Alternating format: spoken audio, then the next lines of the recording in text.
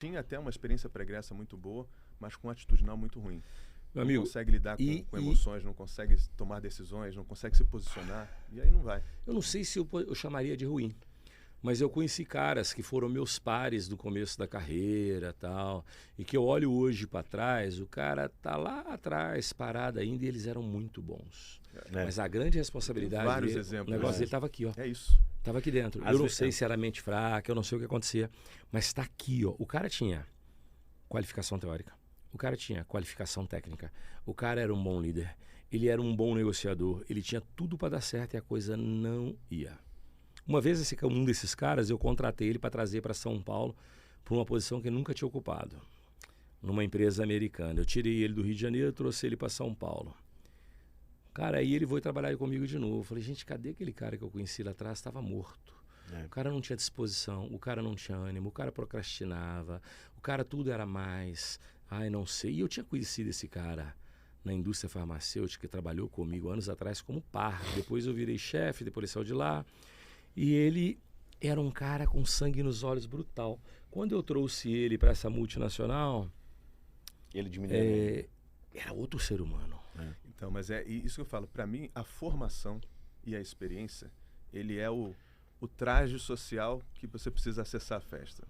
Dress isso aí code, mesmo. traje social. Isso aí, Boa. isso Agora, Boa, lá dentro boa. da festa, meu amigo, é quem você vai ser, o que você vai dizer, o que você vai fazer, que Gostei vai, dessa vai metáfora. ditar Essa é o seu nova, viu, governo. Lázaro? É Do isso Emerson, eu não conhecia essa metáfora, não. É Gostei. isso.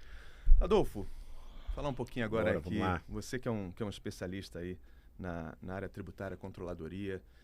Nesse tema especificamente, qual foi o teu maior desafio em relação à parte tributária, planejamento tributário, ou à parte de controladoria em uma empresa que você ajudou a sair da queda ao lucro? Da queda ao lucro. Boa.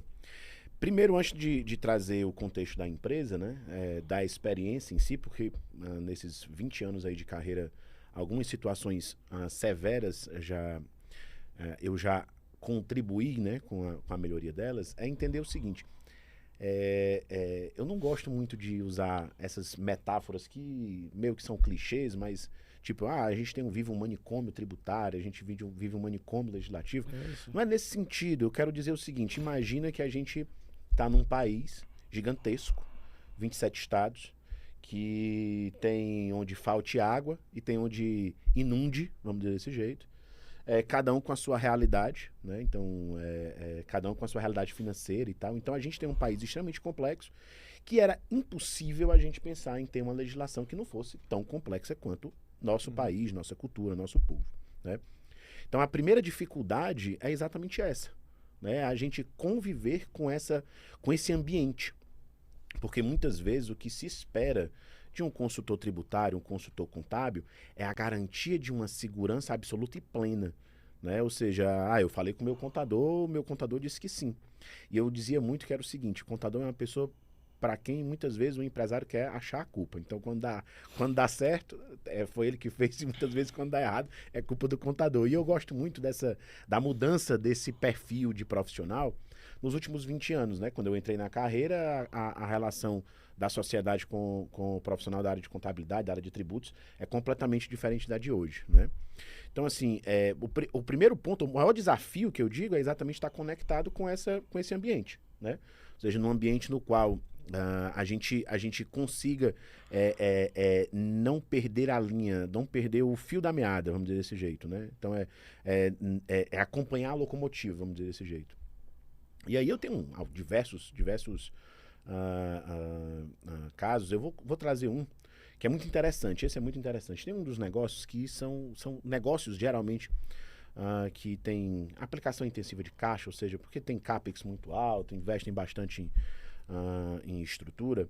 Eles geralmente dependem muito de um bom planejamento tributário, né? Porque o tributo é parte, vamos dizer assim, é uma parte relevante do gasto da empresa e que leva boa parte do dinheiro para fora.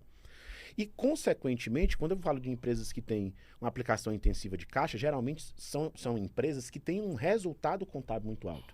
Então, que tem que ter uma excelente administração contábil e tributária para fazer com que esse lucro fiscal, vamos dizer desse jeito, ele fique dentro de um limite. E um deles é uma empresa de locação de equipamentos para construção civil, né?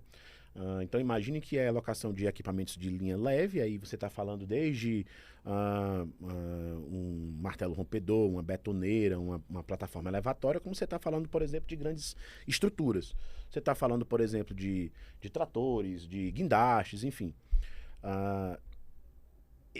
Esse foi um caso muito, muito, muito interessante de, em 2 anos, a empresa tem uma redução de 80% da carga tributária dela.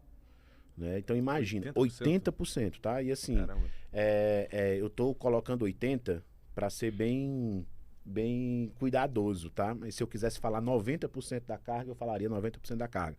Mas não vou considerar 90%, não, vou considerar 80%. E como se faz isso? Com uma boa gestão tributária. O Lázaro, não é a primeira vez que o Lázaro vai aqui reforçar. Eu já assisti diversos podcasts do Lázaro e já estive em diversas reuniões com ele, já diversos momentos. Ele sempre coloca, tá com situação financeira complicada, como é que tá teu tributo? Primeira coisa que ele coloca, eu sempre vi ele colocando esse ponto. E por quê? Porque muitas vezes é um ralo que leva dinheiro muito facilmente. Né? A administração tributária leva dinheiro muito facilmente. Né? E aí tem um outro aspecto. Né? Muitas vezes, esse empresário que está saindo do médio, né? Tá ali, na verdade, ele está na metade do médio empresário.